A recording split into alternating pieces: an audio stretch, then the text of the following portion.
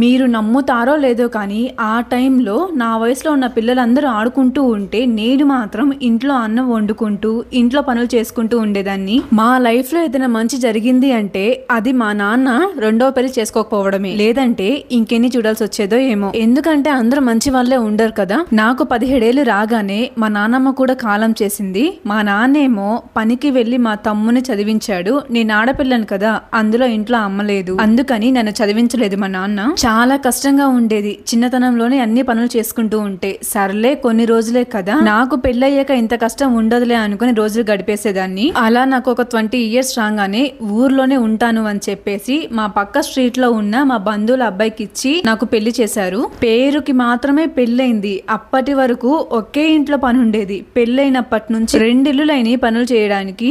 ఒకటి మా అత్తగారి ఇల్లు, ఒకటి మా నాన్న ఇల్లు. మా ఇంట్లోనే వంట చేసి మా నాన్న పనికి వెళ్లే ముందు నాన్నకి బాక్స్ ఇచ్చి, తమ్ముడు కాలేజ్ కి వెళ్లే ముందు తమ్ముడికి బాక్స్ ఇచ్చి, ఇటు మా అత్తయ్యకి మామయ్యకి మా హస్బెండ్ కి బాక్స్ పెట్టి వాళ్ళు ఎవరి పనులు వాళ్ళు వెళ్ళాక ఆ ఇంట్లో ఈ ఇంట్లో ఇల్లు మొత్తం సర్దేసి మొత్తం క్లీన్ చేసేసరికి సాయంత్రం అయిపోతుంది ఈజీగా.